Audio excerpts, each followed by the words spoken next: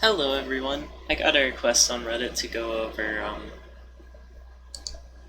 also this has just been something I've been meaning to do for a while, just go over my thought process behind, the average speedrun.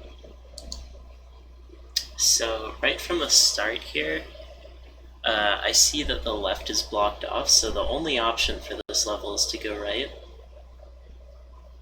I also know that this subroom always goes down. You can see just by the edge, even on the first frame it goes down. So the next subroom will also be moving left. So that's what I'm thinking now. Okay, so it actually was right, but by the time I got here, and I roped for the arrow trap, I knew, and then it's gonna go left again. And then this is just, typical exit subroom. So I haven't actually rewatched this, so this will be a guess for me. So this is obviously you go to the right, because there's a hole there. Wherever there's a hole, there's always a path down, and there's always the main path. The only exception to this rule is if you get something like a snake pit level, then you would have two options, but snake pits are somewhat easy to see. So there, you saw me actually go left for a moment. So sometimes you can't react quite quickly enough, because if you go through like frame by frame, you can see here, left is an option because it's a dead end. But if I could have just gone right, but going left is easier, because then I can make that turn. And then here, it's just left, and then I'm gonna guess the exit is either down or down to the left, and it was down to the left.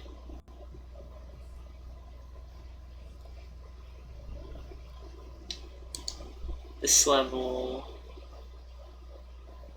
interesting. So it's a snake pit level, like I was talking about earlier. I'm gonna want to go down to the right and then ledge grab, because that'll avoid any chance of fall damage on the second layer.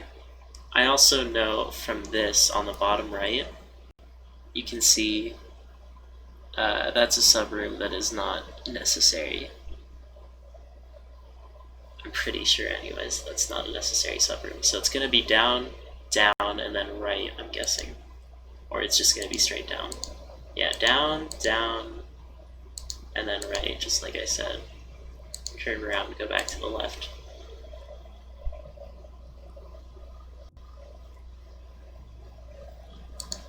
So this level, it's another easy one. Right is the empty space, so you always go right here.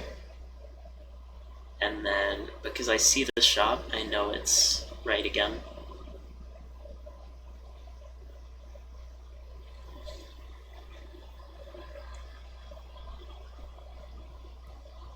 Oh yeah, I think there's a pause here. Oh no, it's not that one.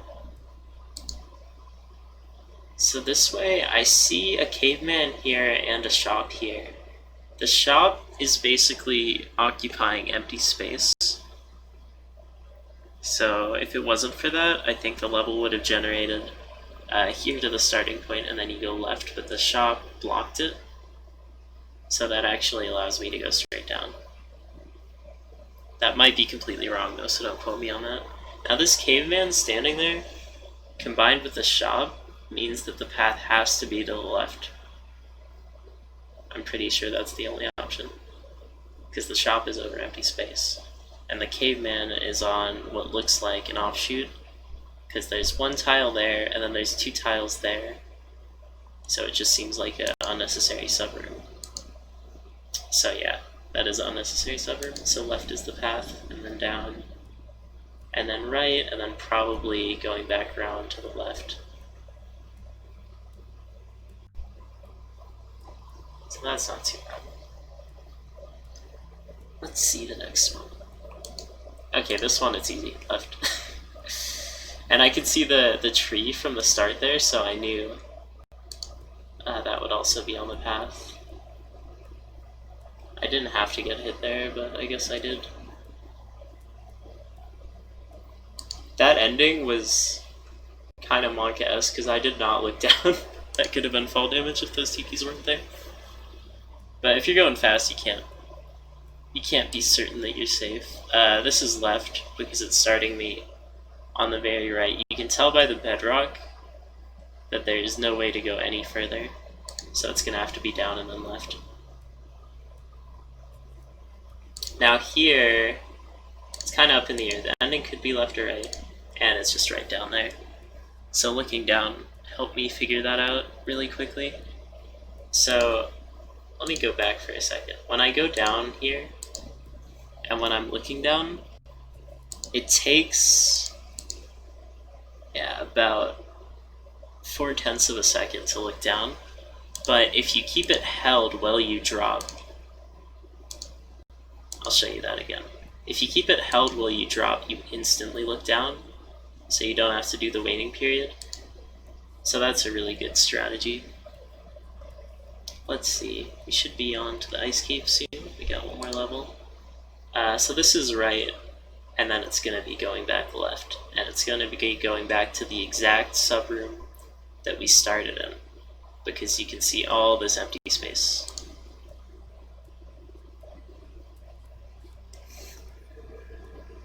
Yep, just like that, and then probably left, or just straight down here. Yeah, left, then back right.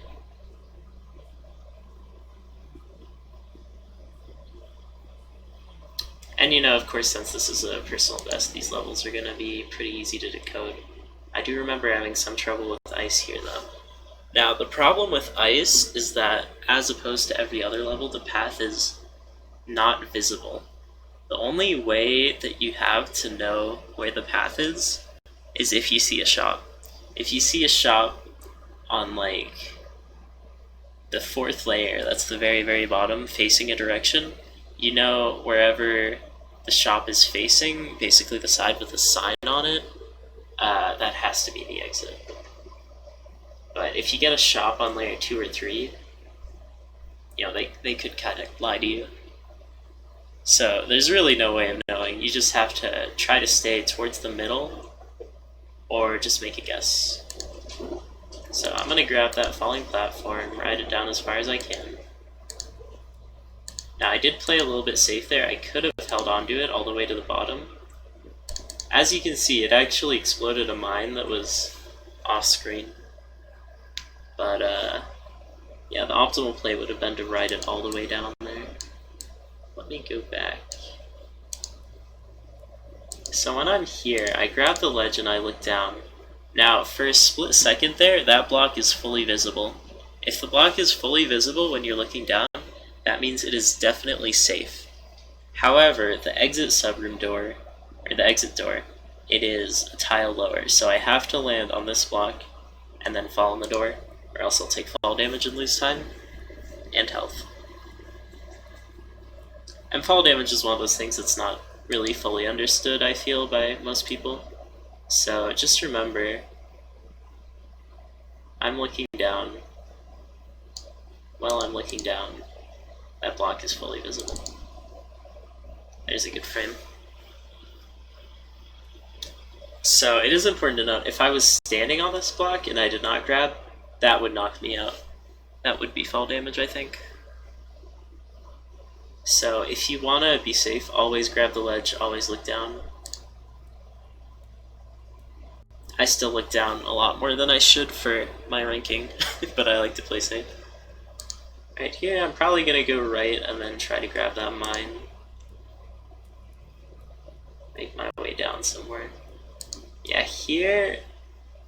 Let me go back a second. So I think it's to the right, so I go to check. And you can see a solid block right in the middle of basically what is dead space. There is no possibility that Tetris block could contain an actual exit. Or at least the probability is very, very low, so that's why I check left. And it is to the left. Also, so the bedrock on the right, that means I'm in, so I start in the second subroom, now I'm in the third. So that Tetris block that we see is in the 4th subroom. So, yeah, and this is the 1st. Oh wait, actually that might be the 3rd. Never mind.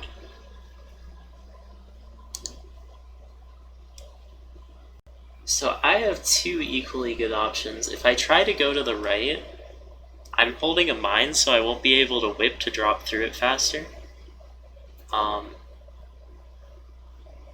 You can hold right, and then once you get here, you go left and you don't grab. But that's really precise, so I'm gonna guess I go to the left here because that ground looks free. Also, the Moai normally has blocks right next to it to latch onto. Yeah, so right there I'm able to latch onto that. Falling platform, I'm gonna guess the exit is either here or there. Yeah, that was just a guess, but if you straddle the middle, you're pretty likely to get it. More likely than if you like run to the edge of something.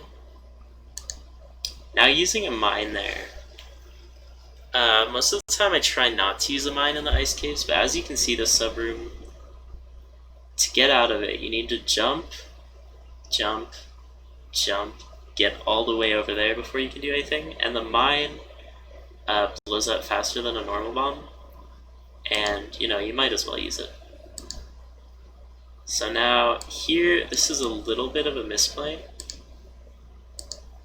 I'm too close to the wall, so I actually grab it, and that cost me about like 0.3 of a second because I had to let go of it. But this is basically a perfect level, actually. Look at that. That takes me down 3 subrooms right into the door. That's perfect. Alright, we're on to the very end of the temple. Let's see. This is actually a hard choice. So the path is left, but right could potentially be a shortcut. And I'm pretty sure on this pace, I'm always going to go for the shortcut. Yeah, that's the shortcut. So the path would have taken you on basically right next to that mummy. It would have been way slower. So that was some good decision making. So there's 2 options while I'm in the air here. Either the exit subroom is right there, or it's back to the left. And it's right there, next to the wall. So that's like a perfect temple level, basically. So that was super lucky. Here, I'm going to want to go left, not just because of the arrow trap. If that arrow trap wasn't there, I would still go left. The reasoning behind going left is I think there's a lava pit down there, I'm not sure. That's either a lava pit or the path. You know what, it probably is the path, because on the left, next to low pog, pog, pog, pog, you can see these strange looking blocks.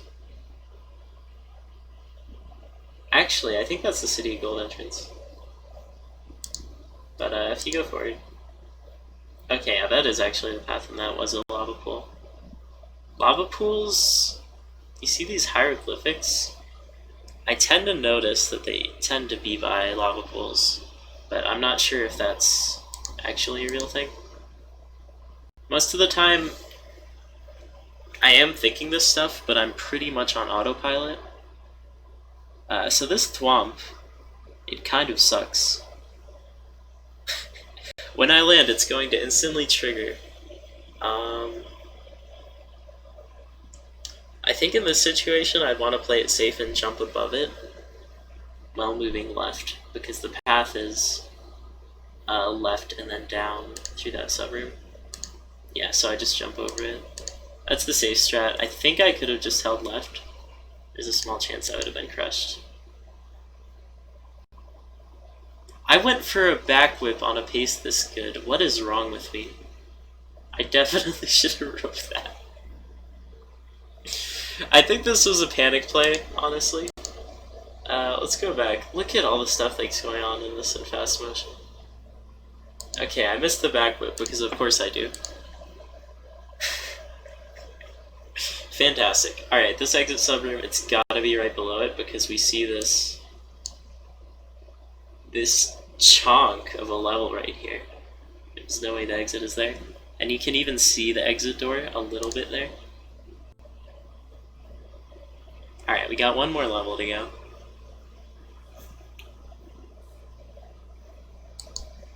right here, this is easy, it's right, and then from this layout, we know a tree over here, tree subrooms are always not on the path. You are never going to find a tree on the path in the temple. So it's going to be right, down, left, down, and then either left or right. I have no way of knowing yet. So just easy rope drop, grab. That's interesting. I actually went a little bit too high and I bonked against the ceiling, but it wasn't enough to drag me all the way down into having to ledge grab the tiki. So now I see this, and this is where I make one of the biggest mistakes in the run, aside from getting hit by the arrow trap. I think that this is the exit subroom, but you can see this is connected on the left. You can see it's connected, but I still go for the bomb because I think that's the exit subroom. But that's wrong, so I run away. So now I'm 212 into Olmec. This is like perfect pace for me. I know that I used one bomb, so I have to go for the 3 bomb strat, where you toss a bomb above you.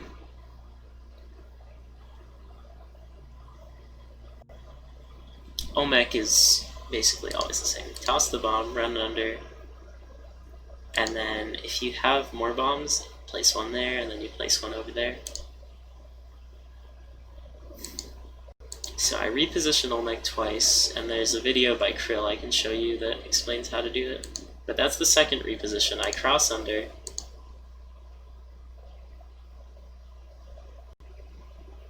Now there are 4 layers left. So I know if I rope and I go back to the left, then by the time that he stops, there will be 3 layers. When there's 3 layers, the 2 bomb strat works. So I jump up, grab Olmec, and then grab the rope. If you try to mimic this, but you press up right here with the rope, you will get stunned. And you will 100% fall in the lava and die. So you have to be sure you are not holding up. That's extremely important. And so that's just basic rope movement. Jump up, jump up, jump up. It's a lot faster than just crawling up. And then out the door, and I finished. So I'm gonna go through, I went through how the path works. I'm gonna go through what movement options I'm using, because I'm noticing that sort of thing does get, it's extremely important, but sometimes it's hard to see when you go in full speed. So here, you can see me whipping. And you might ask yourself, why are you whipping? You know, there's no enemies around. There's no reason to whip here. But when you whip, so I start whipping there. When you whip, you cannot ledge grab. And that is extremely important for fast movement in this game. If I did not whip there, I would have had to ledge grab and drop, which would have cost at least like 1 or 2 tenths of a second to do. So I whip there, and then I see this arrow trap, and my reaction time is actually very fast here, because I instantly rope. That's how you can tell I'm warmed up. If I'm not warmed up, I would have just ran into that. Okay, so here I have a choice. Let's go back. So for some reason, sometimes the pause doesn't work. I might do this on YouTube next time. I cannot see the ground here.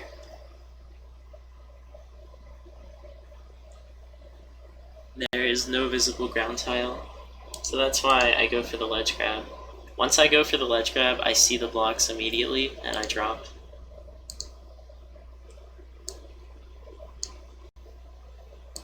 But I don't wait.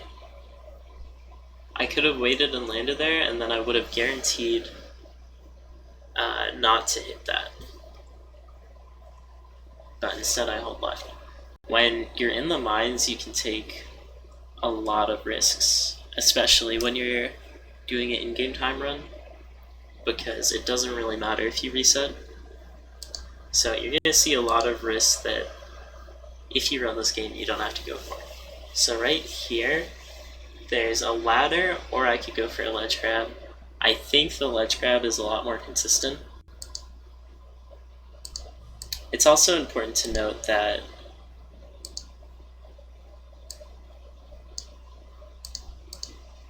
right here, when I go for that, the jumping in this game is actually it changes based on how long you hold down the button, and that's just something that you get a feel for. So there's a certain amount of time that I hold A here that lets me jump that quickly. If you practice it, you can get it pretty easily. Now, when exiting, I actually lost like maybe a tenth of a second here. You can see I enter, and when you exit, the character locks, even if you have auto run. So if you enter and exit from, say, the very, very edge, it could take like half a second to walk in, whereas you could just land from the middle. So that's a big potential time loss for new runners that I don't know if people really pay that much attention to. So here, at the top, I do not see the ground. Oh wait, I do see the ground. Yeah, so right's safe. And then I could have gone right and that would have been faster, but it doesn't matter too much. Here you see still taking a lot of risks. That level was very nice though. Here, yeah, I did not need to go for that ledge grab. I see this block, but these decisions that I make, it's very hard to make them basically right away. So when I'm taking the level in from the starting platform, that's when I made the decision to ledge grab this. I didn't make it when I landed there.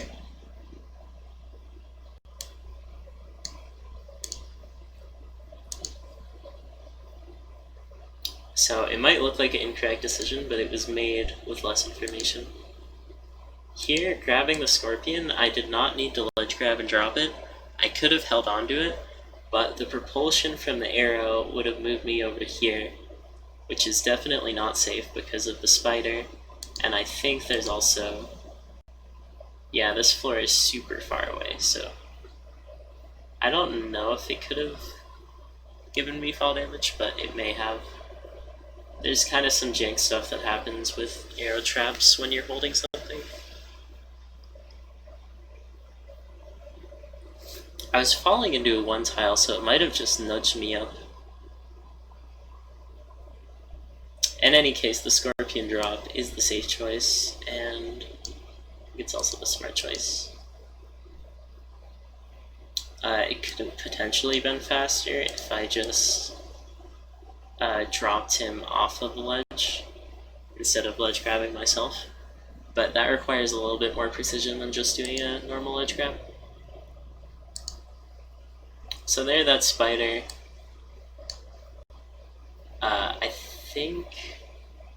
No, I wouldn't have wanted to ledge grab there anyways, but if I did want to ledge grab there, I would have had to wait for the spider to fall all the way so that I could have whipped it. So just running there was... It's kind of panic, kind of speed. It's a mix of the two. Alright, so what did I do here? Some more ledge grabs. Some more ledge grabs. So that one I missed. I was definitely going for that ledge grab, but it didn't matter because there was ground here. So that's how one of the many ways luck can play into a run like this. Let me drink some water.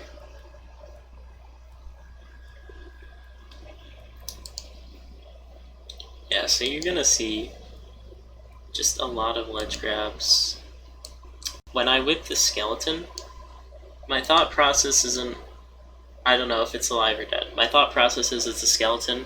If I whip it, it's basically taking no chances, and it was alive. No, it was dead. So it doesn't really matter, but the whip is the best offensive and defensive tool in the game. So be sure to use it, and basically every instance. The only real negative to the whip is that sometimes you whip the enemy and then you end up not being able to grab a ledge because you forget.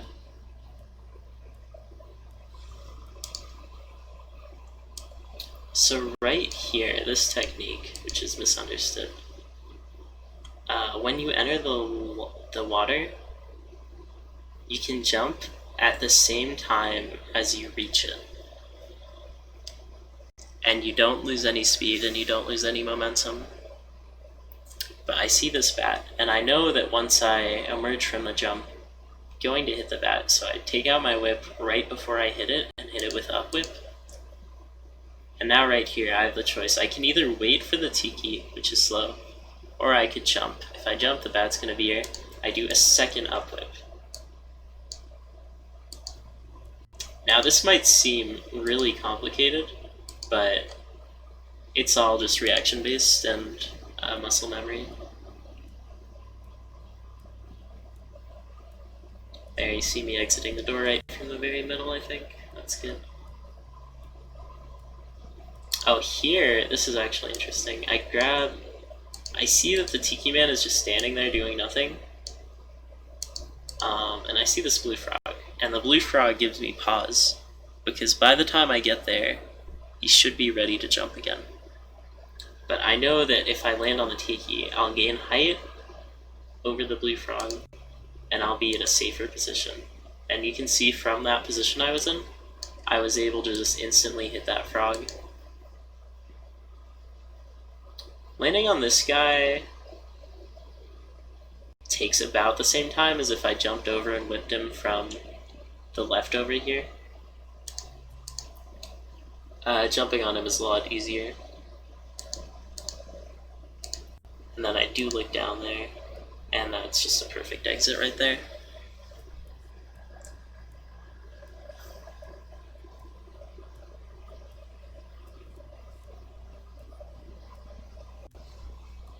This snail is in the perfect position to be the worst thing ever.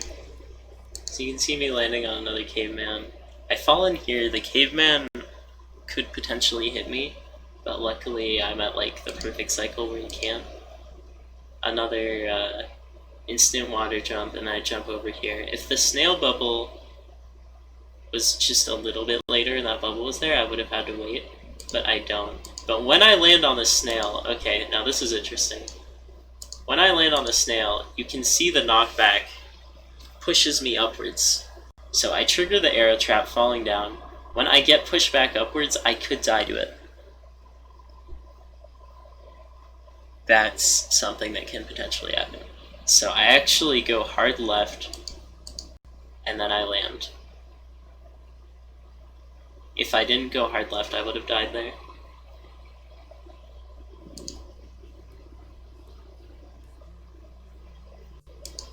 And then that, the ground being there is just some good stuff.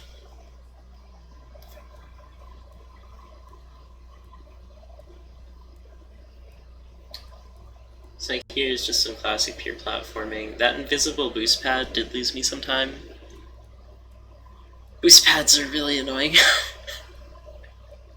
Most of the time they are not useful, but occasionally they are useful. That jump, I think, is possible without needing a ledge grab at the end. So where do I start jumping from? So I actually do use coyote frames there. That is 1, 2, 3, 4, 5, 6 tiles. 6 tile jumps are possible, but I just barely... Here, you can see me actually scraping against the wall. But I just barely don't get it.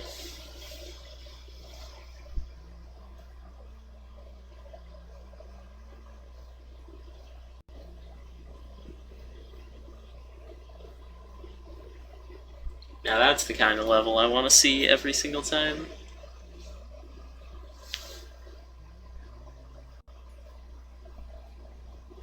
That mine decision, you can actually see a little bit of hesitation and confusion at the start.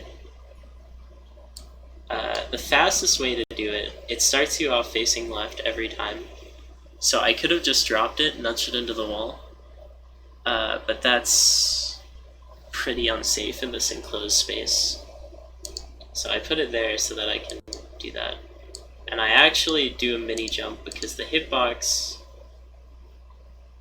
I think, is exactly the same as the bomb.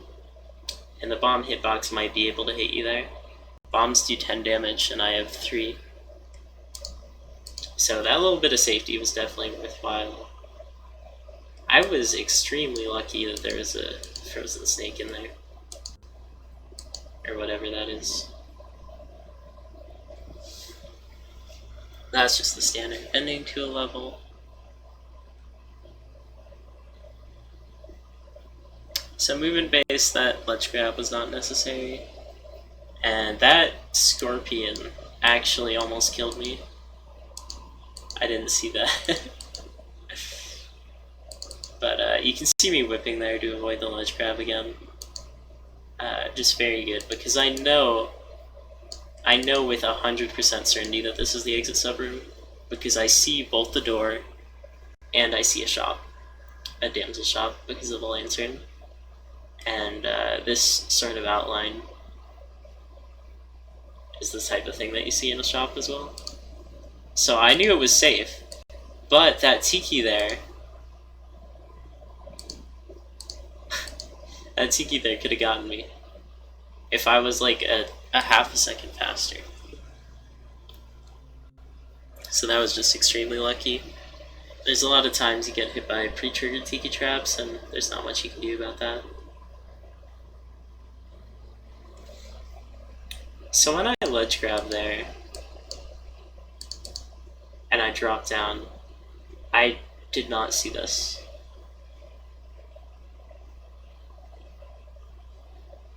When I am in this position, there's no way of saving it besides a back whip, which I end up missing.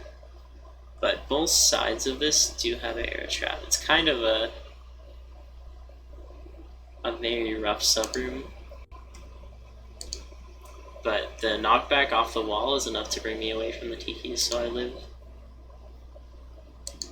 And then I do the same trick where I whip to avoid that ledge grab there.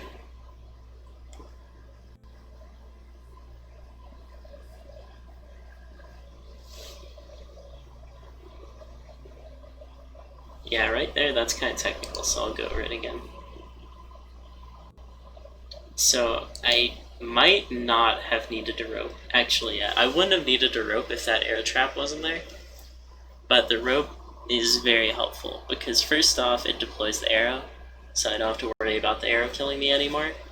And when I grab it, despite it getting set on fire, when I grab it, I won't be triggering the tiki. If the arrow trap wasn't there, I would have ledge grabbed, dropped down, triggered the tiki, and then jumped over. I think they both take about the same amount of time, but the rope is a lot safer. The decision making here is actually insanely fast. This caveman is a threat. This tiki is also a threat. When I'm waiting for this bomb, I want to be in a safe space. And I can't go back to the right because of the caveman, so the only option is to the left. And when I go to the left and pause, I notice that the path is to the left, and that's when I leave behind the bomb. So I actually made that decision before the bomb even explodes.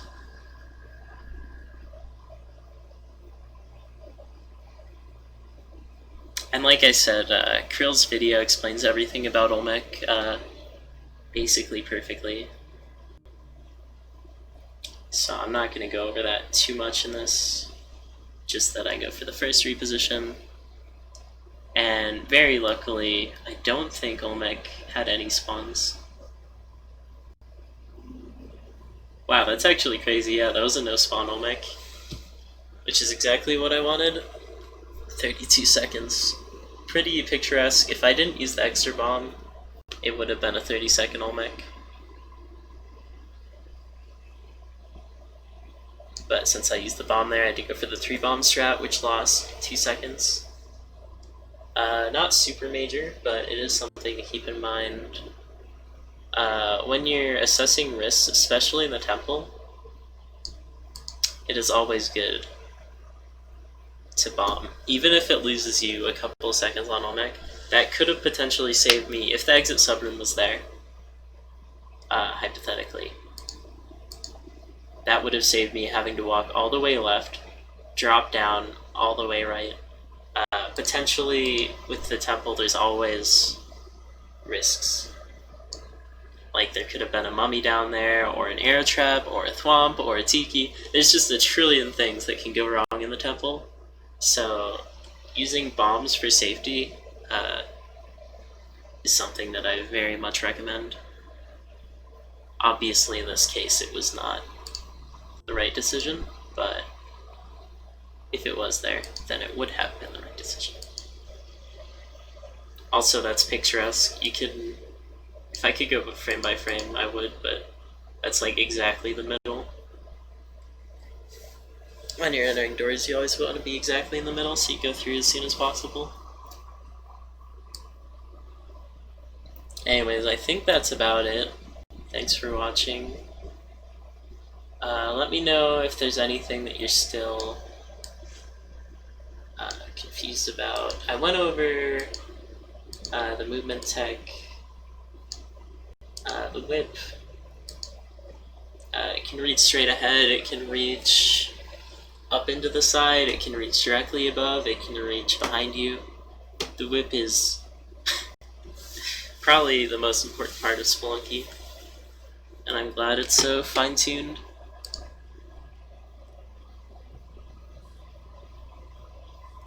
What did I not go over? The whip can actually hit the mom spiders, or the giant spiders, or whatever. Which I did not know for like the first 6 months I speedran this. And I saw Kitty do it, and I was like, what the heck? But yeah, the whip can get giant spiders off of you. It can also slow down basically anything that's 2x2. I think if a big frog tries to jump on you, the whip will also delay it. The 2x2 enemies in King Yama, Oxface, and Horsehead, or whatever they're called, you can whip them to get them off of you. And yeah, I think that's everything. I don't think whips do anything to mammoths, and they definitely don't do anything to mummies. Although I don't know, they might do something to mummies when they drop down. I might ask someone in the Discord about that. But if you decide to start speedrunning this game, always ledge grab and always look down. And always play it safe. And if you're really beginning and you don't quite get how arrow whips work, if you carry a rock around with you, that's always useful. Like right there, I could have used a rock. A rock or pot, but those were both too far back to go for.